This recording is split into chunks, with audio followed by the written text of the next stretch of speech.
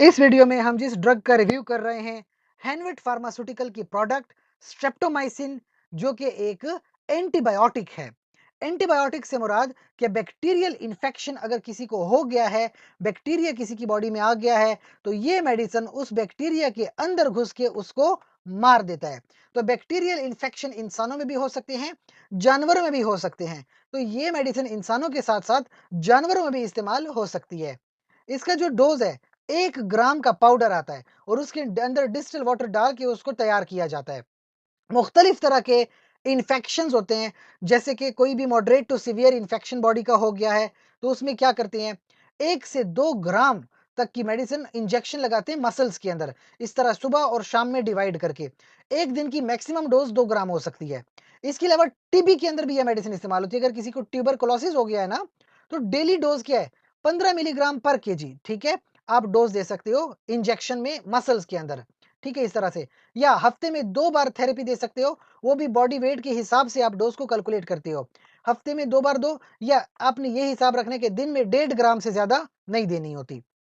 अच्छा, एक और बीमारी होती है स्ट्रेप्टोकोकल एंडोकार्डाइटिस, यानी एंडोकार्डाइटिस किसी को स्ट्रेप्टोकोकस की वजह से हो गया, तो 1 ग्राम का इंजेक्शन लगता है मसल में सुबह-शाम 7 दिनों तक, और अगर साथ में पेनिसिलिन भी ऐड कर देते हैं, और अगर उम्र 60 साल से बड़ी है, तो थोड़ी कम डोज़ यानी 500 मिलीग्राम 12 हर 12 घंटे बाद देते हैं 14 दिनों तक। अगर किसी को एंटीरोकोकल एंडोकार्डाइटिस हो गया है, तो वही काम करेंगे, 1 ग्राम का इंजेक्शन दिन में 2 बार लगे 2 हफ्तों तक, और उसके बाद 500 मिलीग्राम का इंजेक्शन लगता है सुबह-शाम 4 हफ्तों तक, साथ में पेनिसिलिन भी मिला देते हैं। हाँ, अगर आपको पहले से ही स्ट्रेप्टोमाइसिन से एलर्जी है, तो फिर आप इस मेडिसिन का इस्तेमाल ना करें। इसके अलावा कुछ लोगों की शिकायत है कि ब्लड प्रेशर को थोड़ा डिस्टर्ब करता है, कभी-कभी ब्रेन के अंदर टॉक्सिसिटी आ सकती है, नींद आ सकती है, सर में दर्द हो सकता है, चलने-फिरने का मसला हो सकता है, जल्द के ऊपर रैश आ जाती है, मतली होती है, उल्टियाँ आ सकती हैं। इस तरह के मसले-मसाइल अक्सर लोगों को हो जाते हैं। बहरहाल ये कोई ज़्यादा सीरियस इश्यू नहीं है, लाज़मी नहीं है कि हर किसी में सारे मसले हों।